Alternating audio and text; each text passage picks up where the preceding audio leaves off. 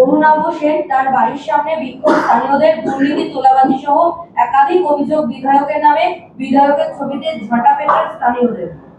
কি আর করবে, তৃণমূলের লোকজন যদি এরকম কাজকর্ম করে থাকে যে প্রত্যেক জায়গায় জায়গায় জনরোষ এসব হচ্ছে, বিজেপির বিধায়কদের দ্বারা পরিচালিত একটি গণতান্ত্রিক রাজ্য সরকার থাকার জন্য এখনো পর্যন্ত ঝাঁটা পেটাটা ছবিতে হচ্ছে। মানুষ যেরকমভাবে ক্ষিপ্ত হয়ে আছে, মানুষ একেবারে সরাসরি শারীরিকভাবেই পেটাপিটি করতে দাঁড়িয়ে আছে। না পারলে আবার ডিম টিম ছুটছে। দাম, এখানেও দ্রব্যমূল্য বৃদ্ধি হচ্ছে, আমি শুনছি অনেক জায়গায় ডিমের দাম বাড়ছে। তবে আমরা অনুরোধ করবো এসব করবেন না।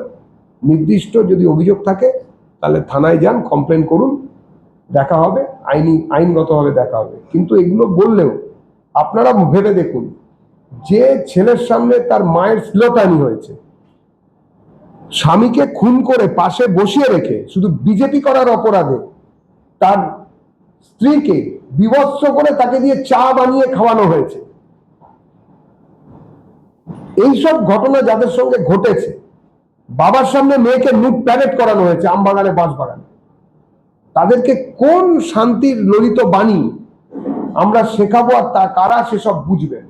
যে ছেলেটা চাকরি চুরি হয়ে গেছে, যে ছেলেটার কাছ থেকে টাকা নিয়ে চাকরি দেয়নি, যে লোকটাকে একটা বিনা পয়সার বাড়ি পেতে গিয়ে 50,000 টাকা কাটমানি দিতে হয়েছে, তারপরেও তার বাড়ির মহিলাকে যেতে হয়েছে, যে লোকটিকে চোখের সামনে দেখতে হচ্ছে যে তার বউকে শাহজাহানের ডেরায় রাত্রেবেলা পিঠে বানাতে যেতে হচ্ছে, পছন্দ হলে 2-3 রাত বেশি রাত থাকতে হচ্ছে, এই লোকগুলোকে কোন শান্তির ললিত বাণী কে শেখাবে?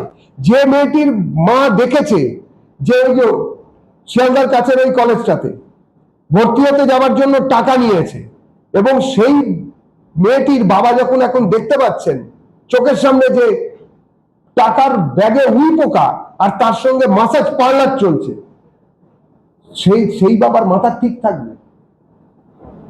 সেই মায়ের মাথা ঠিক থাকবে?